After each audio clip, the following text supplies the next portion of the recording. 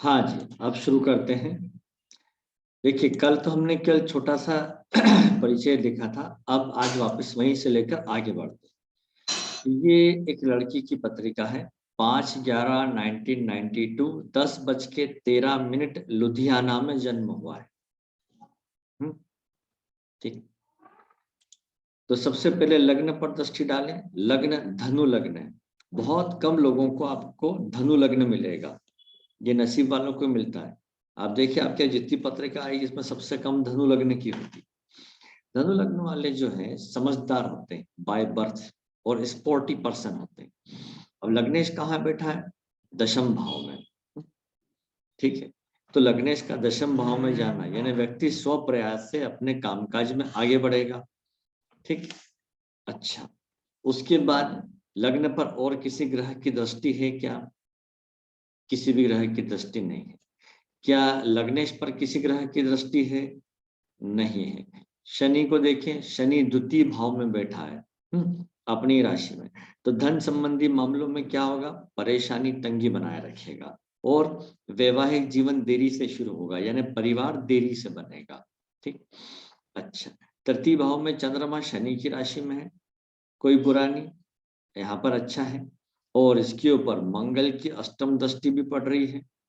तो जब कभी भी पैसे की आवश्यकता होगी कहीं ना कहीं से व्यवस्था हो जाया करेगी। ठीक।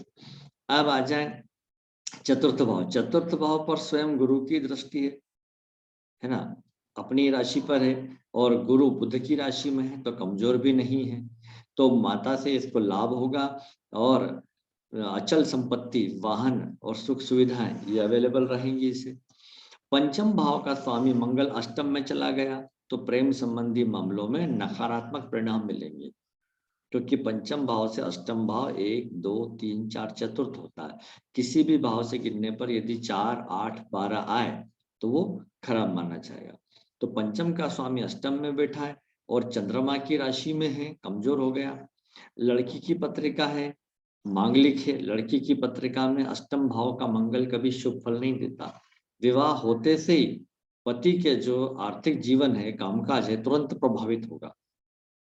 जॉब हो तो जॉब में परेशानी, बिजनेस हो तो बिजनेस परेशानी, ये इसका भाग्य है। फिर लाभ इसके बाद छठे भाव में आए। छठे भाव में केतु है। केतु रसायन का कारक है, रासायनिक पदार्थों का, तो ये पेट में तकलीफ देगा। रासायनिक पदार्थों से निर्माण होने से प्रॉब्लम है। तो केतु जब यहाँ है तो राहु चला गया 12वें भाव में, वहां पर बुध और शुक्र भी है। ठीक है, तो राहु के साथ बुध और शुक्र दोनों मित्रतापूर्ण संबंध है, लेकिन ये क्या खर्चे का भाव है, तो ये खर्चा खूब करवाएंगे, है ना, लग्जरियस आइटम पे, कम्युनिकेशन में, इस प्रकार का। अब आ जाए सप्तम भाव। सप्तम भाव में बुध की राशि है, बुध चला गया 12वें भाव में। तो किसी भी भाव का स्वामी 6 8 12 में जाए तो शुभ फल नहीं देता, तो विवाह में देरी करेगा, वैवाहिक जीवन ठीक नहीं रखेगा। अष्टम भाव में मंगल है, अष्टम भाव का स्वामी चंद्रमा तृतीय भाव में है तो शुभ हो गया। फिर भाग्य भाव में है ना, सूर्य का भाव। सूर्य की राशि है, सूर्य 11वें भाव में, शुक्र की राशि में है, तो भाग्यश का 11वें भाव में जाना बुरा नहीं होता, अच्छा है। लेकिन क्या शनि की दृष्टि है इसके ऊपर? 7 8 9 10। देखिए, सूर्य पर शनि की दृष्टि होने से पिता पुत्री में मतभेद रहेगा, वैचारिक मतभेद, ये हुआ। फिर अब आ जाए 12वें भाव में। 12वें भाव का स्वामी मंगल अष्टम में चला गया, ये ठीक नहीं चला ना, और कमजोर भी है, तो ये मंगल इसके लिए शुभ फलदायी नहीं रहेगा प्रेम के मामले में खासतौर पे, और ये खर्चे अस्पताल के मामले में, ये हमने देख लिया। अब इसके बाद इधर आए हम चलित कुंडली में। चलित कुंडली में हम देखते हैं तो सबसे पहले आप यहाँ पर आए प्लानेटरी पोजीशन। यहाँ लिखा हुआ 1 से 12 भाव और ये उनके उपस्वामी लिखे गए। उपस्वामी जो है प्लेसिडर सिस्टम टेबल से बनकर हमारे सामने आते हैं। अगर हम हाथ से बनाने जाएं ये सब कैलकुलेशन तो कई कई घंटे भी लगते हैं और दिन भी लग जाते हैं, और मानव स्वभाव है भूल हो जाना, जबकि कंप्यूटर में गलती नहीं होती है। तो हम देखें कि एक भाव का उपस्वामी शुक्र है। अब शुक्र का हमें यहाँ पर परिवार देखना है। तो देखिए शुक्र शुक्र 6, 11, 12 का क्यों है, तो आप यहाँ देखिए शुक्र कहाँ पर है, 12वें भाव में। शुक्र के सामने 12 लिख दिया। इसके अधिकार वाली राशि वृषभ राशि 6ठे भाव में है तो 6 लिख दिया, और दूसरी राशि तुला राशि 11वें भाव में 11 लिख दिया। इस प्रकार शुक्र 6, 11, 12 का कार्य हुआ। फिर जन्म समय शुक्र जो है बुध के नक्षत्र में पाया गया और गुरु के उप में पाया गया। तो बुध को आप यहाँ देखेंगे तो बुध जो है 12वें भाव में 12 लिख दिया, बुध की राशि एक सप्तम भाव में 7 लिख दिया, दूसरी दशम भाव में है, कन्या राशि 10 लिख दिया। इसी प्रकार से गुरु उपस्वामी है, गुरु को आप यहाँ देखेंगे तो गुरु नवम भाव में है तो 9 लिख दिया, और इसके अधिकार की राशि धनु और मीन 1 और चतुर्थ भाव में। तो इस प्रकार से गुरु 1, 4, 9 का कार्य हुआ। ये पूरा शुक्र का परिवार हो गया। तो अब यहाँ पर देखिए लग्न का संबंध 6, 11, 12, 7, 10, 12 से है, 1, 4, 9 से। इनसे रिलेटेड लग्न संबंधी बात करें आप तो 6ठा भाव जुड़ा हुआ है और 12 भी जुड़ा हुआ है, तो कोई न कोई बीमारी बनी रहेगी। 6ठा भाव सर्विस का भाव है और 7वां भाव बिजनेस का भाव है। इसको सर्विस और बिजनेस दोनों में ही रुचि रहेगी। 10 और 11 है, लग्न से जुड़ा हुआ है तो नेम फेम भी मिलेगा और लाभ भी मिलेगा और खर्चा भी होता रहेगा। ये इतनी बात। फिर 1, 4, 9 भी है, तो 1, 4, 9, 10, 11 के साथ जोड़ दें आप, 7 से जोड़ दें तो बिजनेस की शिक्षा और शिक्षा में रुचि ये रहेगा। ये हमने लग्न पे। फिर अब बात आते हैं जन्म लेने के बाद आता है आयु विचार। सबसे पहले अपन आयु विचार कर लेते हैं। तो आयु विचार के लिए देखिए आपको सबसे पहले क्या देखना चाहिए, जैसा कि मैंने नोट्स में लिखा हुआ है। सबसे पहले आप लग्न पे देखें, लग्न कौन सा है, चर, अचर या स्थिर, है ना। तो यहाँ पर क्या आ गया, ये द्विस्वभाव लग्न है। ठीक, द्विस्वभाव आप कागज पे भी लिख सकते, मैं भी इधर लिख रहा हूँ, द्विस्वभाव लग्न है। तो इसके लिए एक तो आप लिखेंगे बाधक। बाधक तो सबके लिए कॉमन है 2, 7। और मारक भाव कौन सा होगा द्विस्वभाव के लिए, 11 के 9 के 7। मारक 2 7 होता है। नहीं बाधक, 2 7 और सॉरी बाधक 7वां हाउस। हाँ मैंने लिख ली, गलत लिख ली है। मारक 2 7 हो गए 2 और 7 और बाधक आ जाएगा सप्तम, 7वां। ठीक है। हाँ, अब लिखे नकारात्मक भाव। नकारात्मक भाव कौन कौन से होंगे, 6, 8, 12। और अब सकारात्मक भाव लिखे आप तो 5, 11, 10, 3, ये हो गया। ठीक, तो अब हम क्या कर रहे हैं, आयु विचार। तो आयु विचार के लिए हमें 1, 3 और 8 के उपस्वामियों पर विचार करना होता है। तो 1 का आप देख लीजिए शुक्र, 3 का कौन है, बुध, ये बुध को लिख लिया, है ना। और 8 का उपस्वामी भी कौन है, बुध, तो ये बुध को भी लिख लिया। अब शुक्र और बुध के परिवार में आप भाव ढूंढिए। पहले बाधक और मारक दोनों को देखें। मारक 2, 7 है क्या शुक्र और बुध के परिवार में, है, तो 2, 7 लिखकर हमने राइट का निशान लगा दिया। ठीक, फिर बाधक 7वां भी है, राइट लगा दिया। क्या नकारात्मक 6, 8, 12 है, इसमें से 8 नहीं है, 6 और 12 है। फिर है ना, उसके बाद सकारात्मक भाव को ढूंढिए तो 3 भी मिल रहा है, 5 भी मिल रहा है, 10 भी मिल रहा है, 11 भी मिल रहा है। ठीक, तो हम क्या बताएंगे इसको, अल्पायु, सॉरी मध्यायु। मध्यायु के लिए मैंने आपको उसमें लिखा है, मध्यायु कितनी मानी जाएगी, लगभग 66 वर्ष के आसपास। ठीक, तो बुध के परिवार में 6 तो नहीं मिल रहा। नहीं तो शुक्र भी लेंगे ना आप, दोनों को मिलाकर शुक्र में है ना 6। हाँ, इसलिए 6, 12 का कॉम्बिनेशन भी आ गया, 2 और 7 भी मिल गए इन दोनों में मिलाकर, है ना। और नकारात्मक 6, 8, 12 में से केवल 6 और 12 मिल रहा है और सकारात्मक भी मिल रहे हैं। तो नकारात्मक, सकारात्मक और बाधक, मारक सब मिल गए। तो हम इसके लिए क्या घोषणा करेंगे, मध्यायु की, कि मध्यायु है। ठीक, अब ऐसे ही दूसरा लेते हैं चार्ट हम, उसमें आप बताएं। जी, इसमें देखिए लग्न का उपस्वामी कौन है? बुध है। तो किसी के भी लग्न का स्वामी बुध हो, मंगल हो, शनि या राहु हो तो उसकी हाइट अच्छी होती है, पहली बात। फिर बुध का परिवार देखें, ये रहा 3, 7, 12, 5, 10, 12, 4, 8, 11। अब इसमें देखिए कि तीसरा भाव जुड़ा हुआ है कम्युनिकेशन, व्यक्ति बातचीत में भी आगे होगा। सप्तम भाव जुड़ा हुआ है वैवाहिक जीवन में रुचि, और सप्तम भाव बिजनेस का भी होता है। 12वां भाव लंबी लंबी यात्राओं का भी होता है, खर्चा भी जुड़ा हुआ है। पंचम भाव भी जुड़ा हुआ है तो प्रेम का, व्यक्ति लविंग केयरिंग नेचर होगा। 10वां प्रसिद्धि प्राप्त होना। फिर 4 शिक्षा में रुचि, संपत्ति में रुचि। 8वां कोई ना कोई मानसिक तनाव बने रहना। और 11वां इच्छा पूर्ति। अब इसमें हम कनेक्शन देखें, हमें 4, 8, 12 का कॉम्बिनेशन मिल रहा है और 5, 8, 12 का भी मिल रहा है। तो 4, 8, 12 जो है जीवन में एक्सीडेंट बताएंगे क्योंकि लग्न से जुड़े हैं। 5, 8, 12 मतलब कमजोर चरित्र या शॉर्टकट अपनाने वाला। कमजोर चरित्र कब कहें? जब अधिकांश ग्रहों के परिवार में 5, 8, 12, 5, 8, 12 मिल जाए, कम से कम 3 या 4 ग्रहों के परिवार में, तो वो हमें यहाँ केतु में भी मिल रहा है और शुक्र के परिवार में 5, 8, 12 है। जी, तो ये लव अफेयर बताते हैं और उस लव अफेयर में फिजिकल रिलेशनशिप भी शामिल हो जाती है। ये इसका नियम होता है। ठीक, अब इसके लिए आयु विचार करें तो चलिए एक का लिख लेते हैं हम। एक पहले तो देखिए कि लग्न कौन सा? चर लग्न है।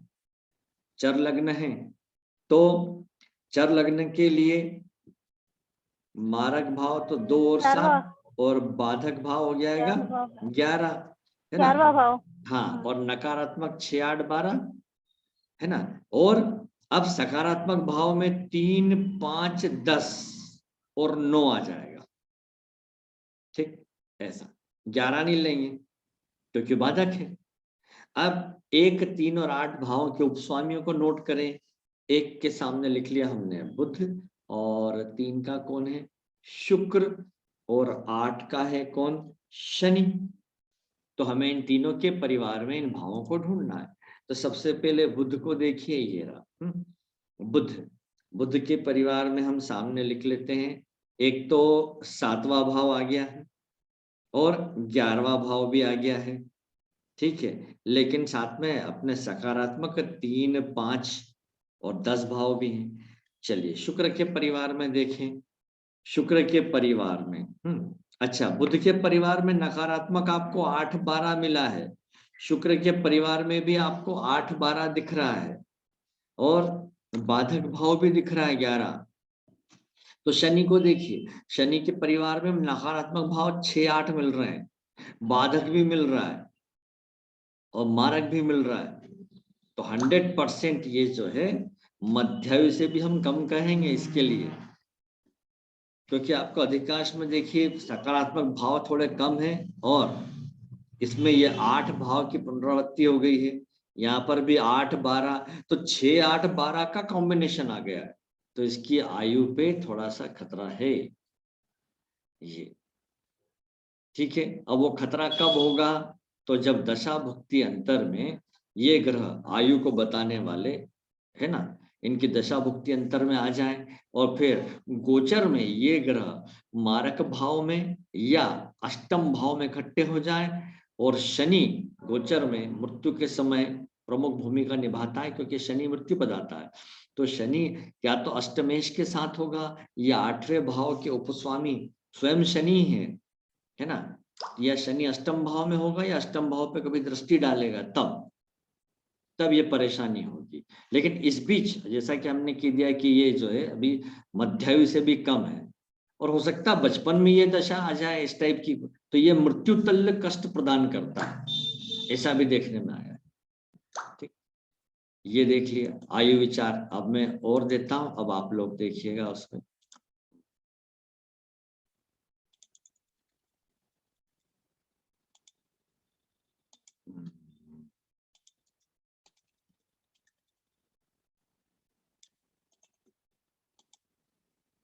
हाँ,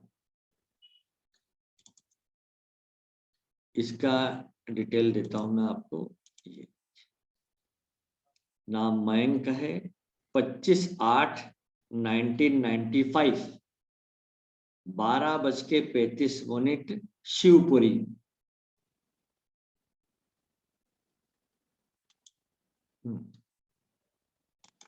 ठीक, अब इसके लिए आप लोग नोट करें और बताएं। सर प्लैनेटरी पोजीशन हाँ, ये लीजिए। तो पहले तो लग्न को कॉपी में लिख लें। स्थिर लग्न, हाँ स्थिर लग्न हो गया, तो नवम भाव बाधक हो जाएगा। मारक तो 2 7 है ही, है ना। नकारात्मक 6 8 12 है, तो सकारात्मक में क्या आएगा? 3 5 10 11। ठीक, तो 1 का उपस्वामी नोट कीजिए, बुध है। 3 का केतु, 8 का सूर्य। अब इधर आ जाए, है ना। तो हमने नोट किया बुध, केतु और सूर्य का परिवार। देखिए, ये बुध, ये केतु और ये सूर्य। तो बुध के परिवार में आप देखिए, आपको क्या मिल रहा है यहाँ पर? बाधक नवम भाव है। ठीक है, सकारात्मक में 10 11 भाव भी मौजूद हैं, नकारात्मक में 8 और 12 आ गए। अब केतु के परिवार में चलें तो नकारात्मक में 6 और 12 आ गए। लेकिन 3 5 11, 3 5 11 ये भी अच्छा है। ठीक है, और अब सूर्य के परिवार में चलें, यहाँ कोई भी नकारात्मक नहीं है, केवल नवम भाव बाधक के रूप में मौजूद है। तो इसके चूंकि हम देख रहे हैं 3 5 11 5 भाव की पुनरावृत्ति हो रही है, अधिक भाव में है, पंचम भाव अधिक है ना। तो ये मध्यायु तो इनके लिए भी हम कहेंगे, और मध्यायु से आप थोड़ा ऊपर भी बोल सकते हैं। ये आप अपने अनुभव से बोलें, केवल शास्त्रों में जो लिखा उसी को लेकर ना चलें। हम भी जब फिजिक्स में प्रैक्टिकल करवाते हैं, किसी तार पे लिखा हुआ है कि भाई इसका रेजिस्टेंस जो है 5 ओम है, और हम जब प्रैक्टिकल करते हैं तो वो कई बार 5.5 निकलता है, तो 4.5 भी निकल जाता है, एग्जैक्ट नहीं हो पाता है। ठीक, तो इसको हम मध्यायु से तनिक ऊपर कहेंगे, लगभग 66 वर्ष से 70 के बीच तो इसकी आयु पूर्णायु है। ये अच्छी बात है।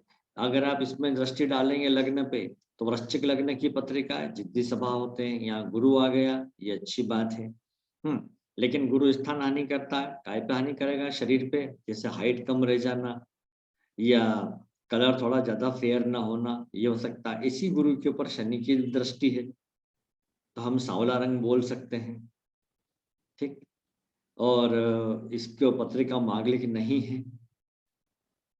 ठीक, फिर और हम देखें तो चंद्रमा भाग्य भाव का स्वामी बहुत अच्छा है इसका।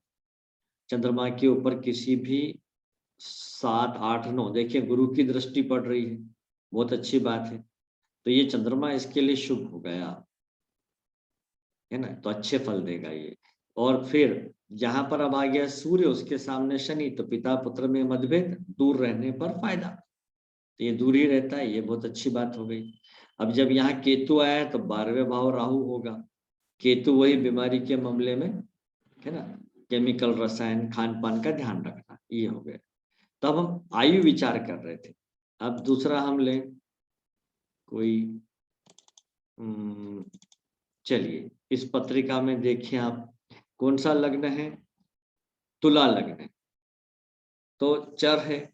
चर के लिए आप नोट कर लीजिए, बाधक 11वां भाव होगा। ठीक है, अब जरा इधर आए, 1 का उपस्वामी कौन है?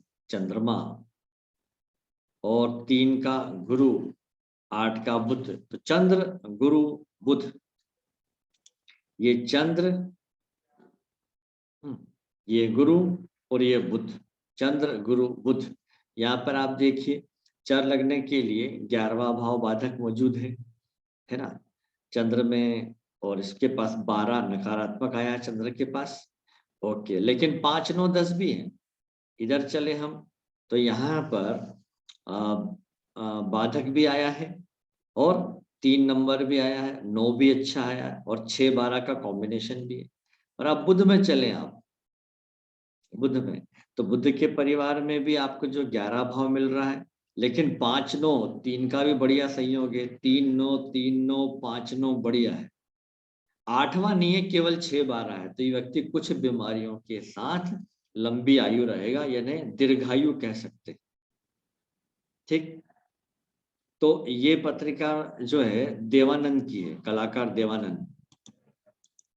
ये 26/9/1923 9:30 गुरुदासपुर में इनका जन्म हुआ था। तो आप जानते ही हैं कि ये 80 साल से भी ऊपर की आयु में रही इनकी, और मरते समय भी चलते फिरते थे ये। ठीक, इनके लग्न पर दृष्टि डालें, तुला लग्न है, तुला लग्न वाला वैसे दिखने में स्मार्ट होता है, मोहक मुस्कान होती है ना, और थोड़ा क्या बोलते हैं, तुनक मिजाज होता है। छठे में चंद्रमा, ये ठीक नहीं है बीमारी के मामले में, और पानी की घात बताता है। 12वें भाव में सूर्य शनि बुध, इतने शुक्र भी आ गया, ये सब उनको जन्म स्थान से दूर दूर की लंबी लंबी यात्रा कराएंगे। तो इनका अधिकांश जीवन विदेशों में ही बीतता था, और इनकी मृत्यु भी विदेश में ही हुई। मंगल राहु यहाँ आ गए 11वें भाव में, तो यहाँ पर राहु को मंगल ने कंट्रोल कर लिया, ये भी अच्छी बात है। तो बुरा क्या हुआ, चंद्रमा का छठे भाव में होना बीमारी के मामले में ठीक नहीं। अब दशमेश जो है छठे भाव में, सर्विस भाव में है, तो इन्होंने पहले सर्विस भी की। केतु यहाँ पर देखिए, केतु यहाँ पर है, तो विवाह के 1.5 वर्ष के अंदर प्रथम संतान देता है, लेकिन इस केतु पर मंगल की दृष्टि भी है, तो पहली संतान की हानि हुई होगी, अबॉर्शन हुआ होगा इनकी पत्नी का। उसके बाद गुरु जब यहाँ लग्न में है तो सप्तम भाव पर दृष्टि डालेगा, तो सप्तम भाव पर गुरु की दृष्टि वैवाहिक जीवन में कुछ अनबन देती, तो हम जानते हैं कलाकारों का वैवाहिक जीवन के बारे में कुछ नहीं कह सकते।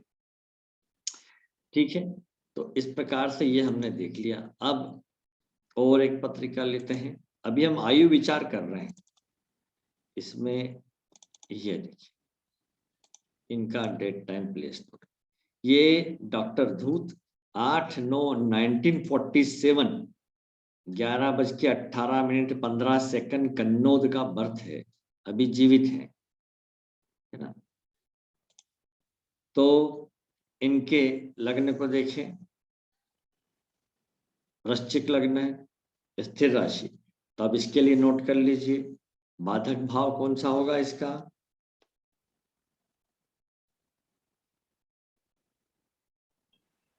स्थिर लग्न है ना, नवम भाव रहेगा स्थिर लग्न, हाँ नवम भाव हो गया, ठीक है 9।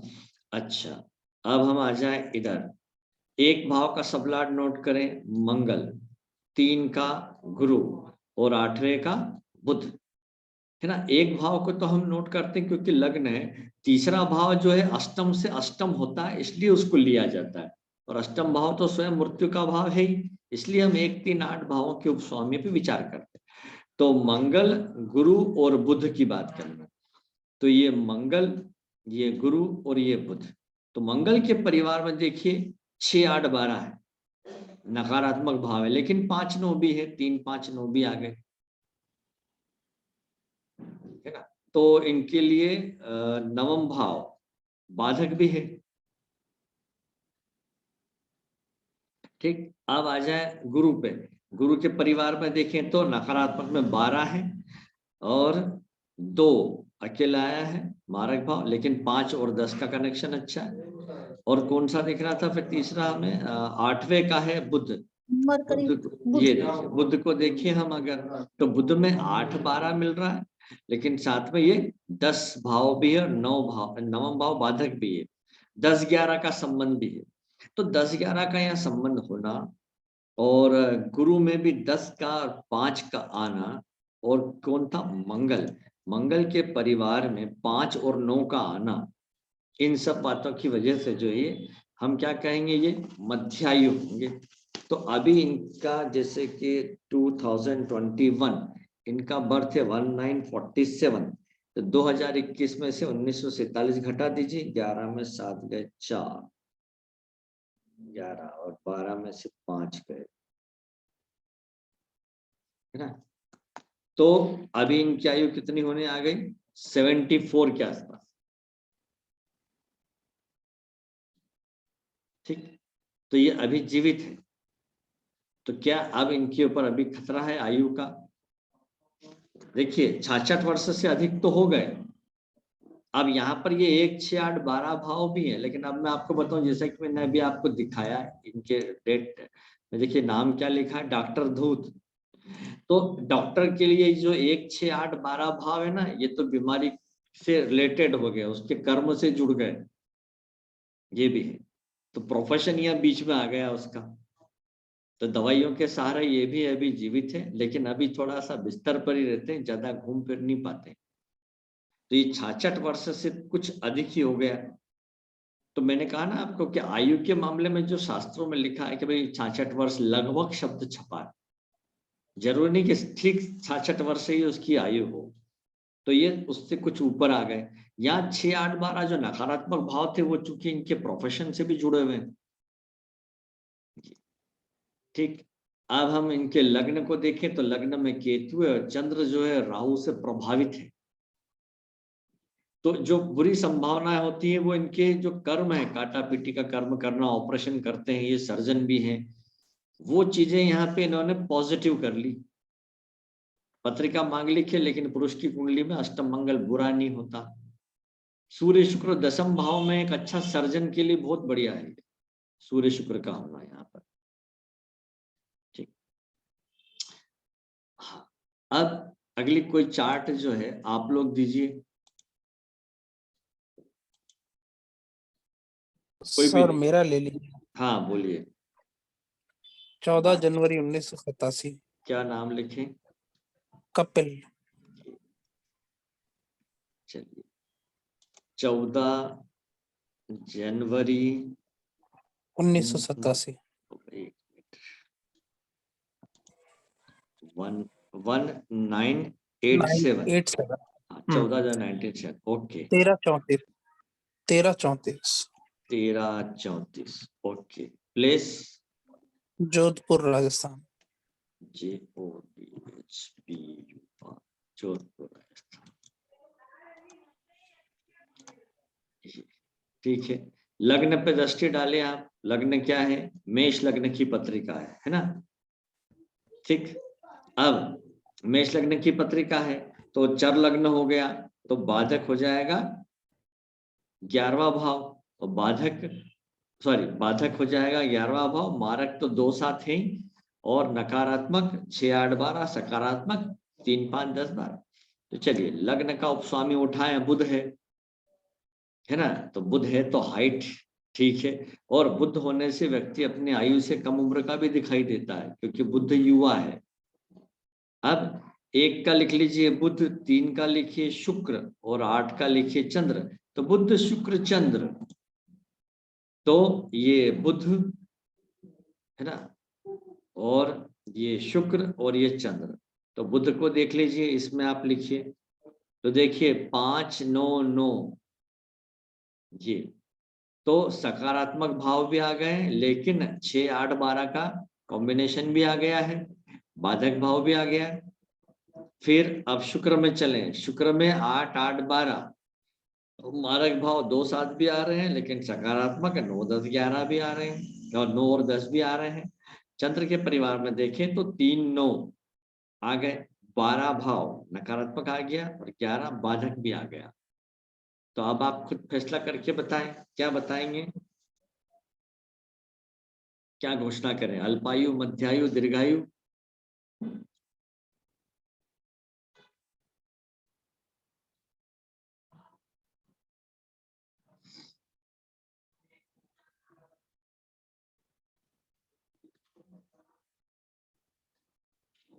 क्या हुआ? हेलो सर मैंने ये वाला टॉपिक नहीं सुन पाया, मैं डोरबेल बजी तो कोई आया था इसलिए। अच्छा अच्छा, सर मध्यायु होगा शायद, कि हाँ बाधक भाव भी है साथ में, और 6, 8, बिल्कुल है 12 ना। तो तो बुध है। हम कहेंगे लगभग 66 वर्ष। तो 66 को हम 70 के अंदर बोल देना, 66 वर्ष के बजाय, अंडर 70। वैसे भी देखिए सरकार ने जो घोषणा कर रखी है, जो हर साल सांख्यिकी विभाग हमारे यहाँ से जनगणना करता है, तो वो खुद भी कैलकुलेशन करके निकालते हैं कि अब जीवन प्रत्याशा कितनी रह गई है। तो पिछली बार की जनगणना जब हुई थी तब उन्होंने बताया था कि एक भारतीय व्यक्ति की औसत आयु 65 वर्ष रह गई है, 65 वर्ष। क्या है कि हमारे माता पिता दादा दादी ने लंबी उम्र झेली क्योंकि उन्होंने सभी चीजें प्योर खाई है, शुद्ध। अब आजकल हम क्या करते हैं, सब केमिकल का तो आ रहा है, हर चीज में तो मिलावट आ रही है, और कुछ नए नए खाने पीने, ये नूडल्स वगैरह और पता नहीं क्या क्या आ गया है। तो इन सब कार्यों की वजह से जो है हमारी आयु क्षीण होती जा रही है, और पर्यावरण भी वैसा नहीं रहा शुद्ध आयु वाला, है ना। तो हम इसमें मध्यायु की घोषणा करेंगे, ठीक। ये हो गया। अब इसमें कोई क्वेश्चन करना है तो आप बताएं, अभी आयु विचार की बात चल रही है। सर इनका वही प्रोफेशन भी देखते हुए ये अपन ने इसे डॉक्टर की पत्रिका में देखी हाँ थी तो कि देखिए प्रोफेशन उनका ये था। ये जैसे डॉक्टर नहीं है तो यहाँ पर ऐसी कोई बात ही नहीं है। अच्छा, लग्न नहीं, के इनका उपस्वामी कोई को देखिए, प्रोफेशन। बुध है, तो जरा बुध को देखिए, 3 6 9 5 9, मतलब ये लविंग केयरिंग नेचर के हैं। 8वां भी जुड़ा है तो मानसिक तनाव भी कोई न कोई बना रहता है, कामकाज को लेकर हो चाहे धन को लेकर हो, किसी न किसी प्रकार का।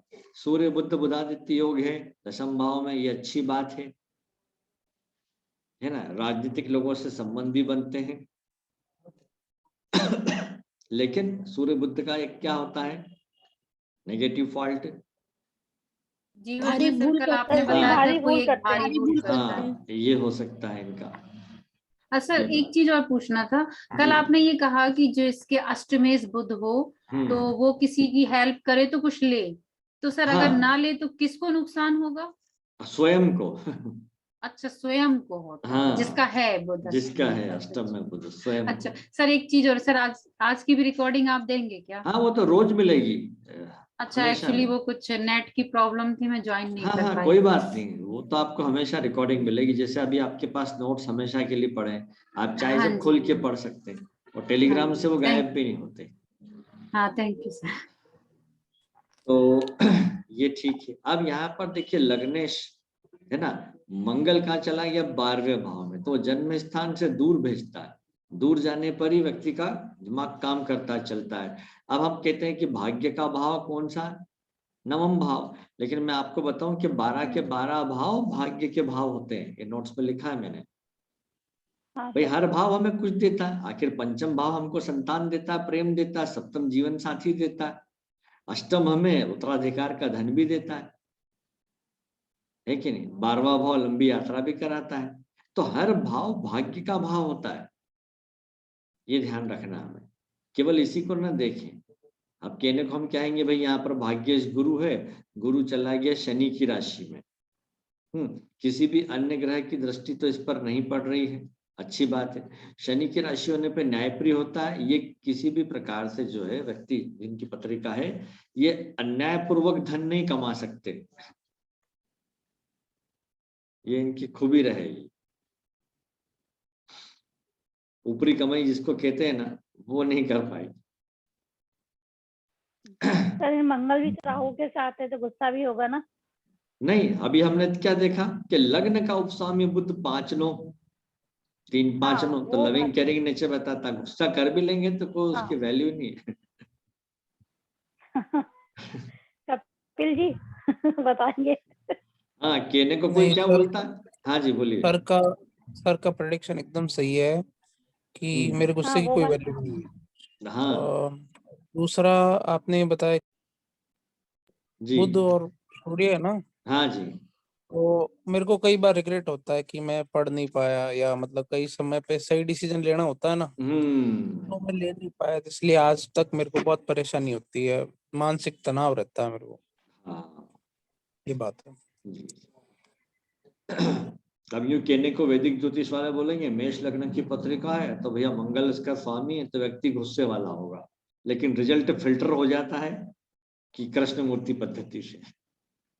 ये अभी हम हाँ ये मतलब चार्ट, हाँ आप लोगों के द्वारा दिए मतलब गए यही है चार्ट ना पे कि और गुस्सा। लेंगे हाँ हम जैसे इसी चार्ट पर हम हाँ। वो भी देखेंगे, कामकाज, आगे का फ्यूचर, संपत्ति, जो सभी एक एक करके वो आते जाएंगे अपने सामने, टॉपिक उठाते जाएंगे। जैसे आज हम आयु का हमने देख लिया कि आयु का निर्धारण कैसे करना है ना।